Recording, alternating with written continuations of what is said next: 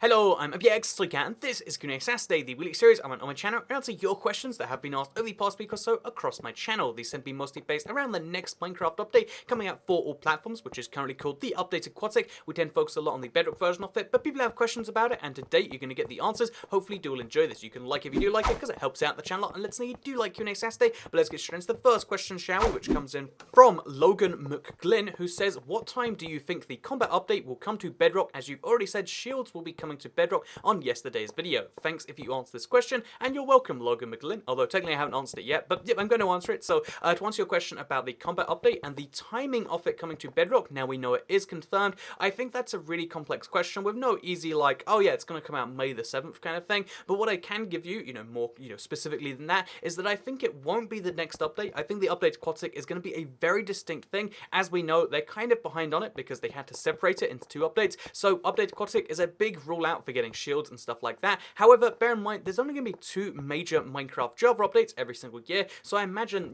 given that means there's a huge gap between this update being finished and the next update needing to be finished too, that means that they can work on these tiny little improvements to the game, stuff like custom superflats that we were spoken about, and stuff like, for instance, the combat update, which they've wanted for a while, they're talking about implementation. I think that would be the time to add it, Logan McGlynn. So, yeah, that's the answer to your question. I think it will be coming sometime between this update and the next one, or it will be bundled as a part of the next update, or in the betas, or be tested at some point soon, because again, we're over a year into this process of working out how to do it, and I think that means we've got to have made some progress, I imagine, and especially given that the community manager, Helen, is doing a lot of gathering of feedback. To me, that just kind of signals that they're working on the, the pre-production phases of it. So let's move on to the next question, which comes in from Jacob Kakub, who says, QnA, remember that 1 million retweet for a new boss thing? How many retweets does it have? So you might recall that a long time ago, in the dark ages of 2017, Big Cool Fan asked for new bosses in Minecraft, and, said that he asked Capiche that how many retweets would he need to get, kind of going off the whole, oh yeah, nugs for Carter thing, the guy who got free unlimited chicken nuggets for life at Wendy's.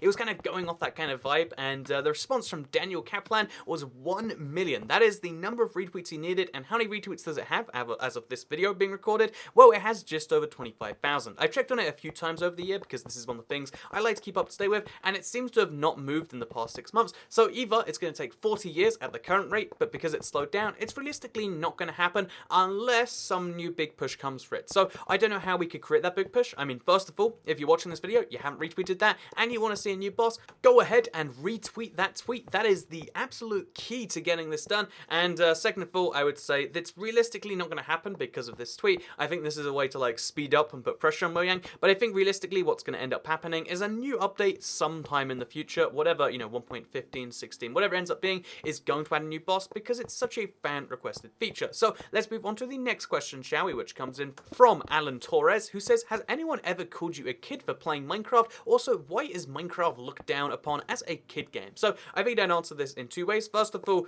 no one that I know personally, or even it's been a tiny percentage of internet comments ever say anything about, oh, you must be a kid because you play Minecraft, which is clearly a kid's game. And the truth is most people don't think that way, and most people don't say that. And I've been trying to work out why there, the people that do say it think that's the case. Why should there be games that are only for some people or whatever? And I think the truth is that every game has this kind of issue. Even Fortnite, the biggest game right now that you might think well, it has guns and shooting, therefore it must be kind of an adult game. No, it has a reputation with most people as being the game that kids or 13-year-olds or whatever kind of young group people kind of pick up on. It's got a reputation for being like that. And I think the easy truth of the matter is that every single age group up until your late teenage years hates the age group down below. You 13-year-olds look at 10-year-olds and go, oh my god, they're so immature and terrible. They're kids. 10-year-olds look at 8-year-olds and go, oh yeah, you're still a baby. And 8-year-olds look at 4-year-olds and go, you're terrible, whatever. It's like an endless cycle down. And I think the only reason that Minecraft attracts the criticism slightly more than, because again, Call of Duty has an 18+ rating, still infamous for being played mostly by 12-year-olds, 13-year-old quickscopers or whatever. And yeah, the truth is that every game has this reputation because every game is played by a huge variety of people, and I guess the ones you remember, the ones that you don't like, or the ones that you think are below you or whatever. And yeah, Minecraft attracts that attention a lot because the average age of Minecraft I think has gone down so significantly over the past 6 or 7 years. Again, when it was on the Java version on a PC, the average age was significantly higher than now. It's on phones and tablets everywhere, and because everyone knows someone who is young that plays Minecraft, I guess some people then go, oh, that's a kid thing. But truth be told, it's not the game itself, it's the people. Again, 13-year-olds will look at you if you're 10 and think you're uncool. And it's just like kids don't like kids that are younger than kids, even though kids are all kids. And that's a very confusing message, but hopefully it made some sense. And if it didn't, then I'll just say kids 5 more times. Kids, kids, kids, kids, kids. And we move on to the next question, which comes in from Tyler Pep Muller, who says, what are you going to use to contact people after your phone got stolen? I know there is email and other things to contact people, but I'm still asking. So to answer your question, Mr. Tyler, or I mean, he looks like Luigi. So Luigi, to answer your question, because that's clearly who you are, I honestly, the phone stolen thing, like, yeah, whatever, it sucks, and, you know, I don't have a phone and won't have a phone for a little bit, it seems, based on random bureaucracy at the insurance place. But yeah, to answer the question of what I'm doing, I guess I'm not doing anything, because honestly, it's been kind of a little bit of a blessing to not have a phone in some ways. Like, it sucks because what is the time? I have no idea. It sucks because do I want to call an Uber? Guess what? I don't have that, you know, functionality allowed. All these different things suck, and I totally get that. And, you know, losing the money sucks and all that sort of stuff. It's not good. But there's been something nice where, like, I am just an extra layer of free. One of the things I don't like about the internet and connected culture and text messaging and all this sort of stuff is that anyone can contact you at any time because they're bored or they want something from you or whatever. And honestly, like, after a while and after a lot of people do that, I'm not the sort of person that, like, enjoys that personally. And just the fact that, like, oh, no one can contact me now, it's like this beautiful thing of, like, well, guess what? I have a built-in reason, you know, just to not be contactable by the world. And I love that personally. Because, you know, most phone calls anyway are garbage, like either telemarketing or it's like, I've had a lot of issues with that anyway. So now it's not a problem anymore. And there's something beautiful about that, I have to say. So yeah, let's move on to the next question, shall we? Which comes in from not Luigi, as it turns out, but instead Cyborg Star, who says, do you think that the creative inventory will become less cluttered? Colored beds take up far too much of the creative menu. And I agree that the creative menu sucks right now. And I think the reason it sucks is because on touch, there's only 4 tabs for historic reasons. I don't know if they could ever increase that because maybe there's screen size reasons. But yeah, I think the creative inventory needs to be less cluttered. And I think the easiest way is what they do right now, where they sort it into categories. But I also think one of the improvements from the Java version, where they gave you custom hotbars and basically a little place where you could sort your own stuff out, I think that would be greatly useful. So yeah, I think they're definitely going to improve it. It's one of the most common pieces of feedback Minecraft Bedrock gets, right? Like, this creative inventory, it just doesn't make any sense. Every time I go in there, I look at it and I'm like, I can't even see the block I need. I've got to think what's related to the block I need and then open the tab for that. It's really complex. Try looking for a golden carrot, for instance. It's like, it's in one of the types of food, but raw salmon's in a different type, and that's different. Basically, everything's a mess because sorting things into categories is kind of tricky, and working out those categories on the fly, it's just not necessarily as easy as you would figure. So let's move on to the next question, shall we? Which comes in from Cryptic Stuff, who says, could you make a playlist of all the Q&As? I watched most of them, but I'd love to have a way to watch all of the rest. Also, it would mean that there'd be a way for everyone to watch all of them and stop people asking questions that have already been answered. So 2 things in response to this. First of all, thank you, Cryptic Stuff. I'm glad you like the Q&As, and maybe you enjoyed that I'm answering your question. But I want to, directly say that the reason I don't have a playlist for so many series on my channel is that, one, there is such thing as, like, playlist overload. Like, you know, I have like 20 or 30 playlists already. I don't have 50 because right now, most people don't check out playlists. The overwhelming majority of YouTube viewers, don't check out playlists, and that's partly because YouTube directs you away from it because they want to control what you watch, not you. And part of it is just, I guess, people don't know playlists or they don't like it or whatever. So even though, Seed Sunday across the whole series has, like, tens of millions of views, the playlist itself has thousands of views. It's a tiny percentage, and that's after I link it in the description of every single video. I think even to this day, you can see Seed Sunday down there.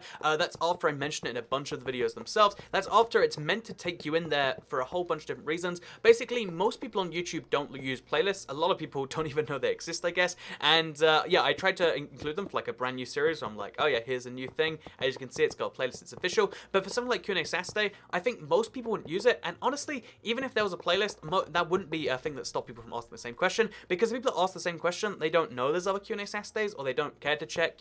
It's like one that comes up every week. They don't even read the other comments to see if it's there. And that's why I don't think that would fix the issue. But I appreciate the advice anyway, Cryptic Stuff. If you want to find all the rest of the Q&As for you personally, just search on the channel. So if you go to youtube.com/toycat, you go to the channel, you can just search Q&A, and they should all pop up because they all have Q&A in the tags, I believe, which is one of the things I actually tried to do because, mini side rant here. Can we take a second to side rant? I want to just quickly mention that, like, because every week there's someone who's like, Toycat, you should have Q&A in the title, in the thumbnail, in the thing as well. But the truth is, I have Q&A in the description. I have a little Q in the corner of the thumbnail. I have a question mark at the end of the title, and I have Q&A in the tags. It's in every form of the video besides the title, and people are like, oh, I'm being misled by this Saturday series that's coming out now and then. And it's like, it's got wildly different things. It has the question mark at the end, and I just feel like, you know, at some point, like, people are trying to be ridiculous, because have you ever looked at anyone else's Q&A videos on YouTube? Like, again, people are always like, oh, this is the worst thing ever, I have no idea what I'm clicking, but it's like, have you ever, like, look at, you know, any vlogger's Q&A, and it's like, I almost died. Oh, that was a question I got about someone asking, when did you almost die? And it's like, that's okay, but, you know, me saying, like, questions that I answered, then a question mark, that's just misleading. I just don't get it personally, and I just want to respond because, like, you know, again, there was 2 or 3 comments last week, and it caused a big debate. There is my opinion on it, because I side with the 99% of people who either like the current title system, or even just neutral of it, like, whatever, I know it's Saturday, or I know that the Q and the thumbnail, I know any of these different things, because honestly, you know, the 1% that don't, the only reason I guess you wouldn't like it is because you didn't want to watch anyway, and I think as a YouTuber, it's my, you know, duty to care about people who do want to watch the channel before the ones who don't. Like, having YouTube be a major thing that you do, a major source of income or whatever, it's a really dangerous and tricky thing already, by the way. Like, it's already, you know, like a challenge to do when you're just trying to, like, you know, look after your subscribers and potentially grow or do whatever, before, you know, trying to consider, like, what if people who don't watch my channel and don't intend to watch it, what if they don't like it? And it's like, well, I mean, you kind of have to take that risk. That's why a lot of channels just clickbait and hope for the best, and eventually they get an audience, and I'm not saying that's a good thing. I don't think that is personally a good thing, but I'm just saying there are way more egregious examples. Like, go deal with them, and if you want to just try and bug me about it because you think that it's some moral, you know, wrongness to do that sort of thing, then again, just look out for the Q, look out for the question mark, or do whatever. But that's the end of this one. I just wanted to respond because I was like a really popular comment from last week. But let's move on to the final question, which comes in from 4 Fools TNT Egg TV, who says, since they have alternate versions of zombies and skeletons, that is the Husk and the Straight, by the way, for the desert and the ice plains biome respectively, do you think they should add a new type of creeper that is exclusive to caves? So the interesting thing about this one is I picked this question not necessarily because, you know, I know the answer, like, are they going to do it or not? I guess, who knows? But I really like this question because it's such a good idea. Like, again, the idea of a cave creeper is one that makes sense because every one of the other major mobs, so we're talking spider, skeleton, and zombie, they all have different variants for different places, you know, different biomes or whatever. Wouldn't it be cool if we had a cave creeper? I think it would be, and maybe you do agree. But yeah, so yeah, the cave creeper, I think it'd be kind of cool if it, like, just had like a different color scheme to it, and maybe it was super powerful against, you know, like rocks. You know, here's a little piece of artwork by Arcuis, as you can see right here. But basically, you know, this would be a really great idea to just have some variant of each mob in the caves, because adding new mobs to Minecraft, especially hostile ones, you can see how there's fatigue of, like, I don't even remember the names for these things, but having different variants of mobs, such as the cave creeper, would be a really cool one, especially if you gave it, like, different drops, or even just a different effect. Like, maybe the effect, the explosion, it's, like, double as far, it's, you know, it only affects stone, so you can use it in weird situations. I'd love to see more conditional, kind of rare effects like this, because that's what I think Minecraft needs personally, because I like caves, even when they're filled with creepers, and yeah, I really like your idea, and I don't know, I'd like to hear what you think about it, but also your questions for next time, because QnA Saturday is a community show, where it's all about, you know, like, responding to your comments, things that you have to say in the comments down below. So if you have anything that you want me to answer for next week's QnA Saturday, leave it in the comments down below. That's where I get the majority of my questions from, and that's where I can answer your question too, if you have one. If you don't have one, then I can't answer your question, because that's a thing you can't do. I hope you all enjoyed this video. I know the background gameplay was a bit weird. I tried to build an emerald staircase, because I figured that would look kind of cool, right? Like, everybody loves the idea of an emerald staircase, but then I tried to put, like, the little shine in the middle, and now it looks a little bit strange, but, you know, hopefully you got something from it regardless, and I guess I'll see you all in the next video. Have a nice day. Goodbye.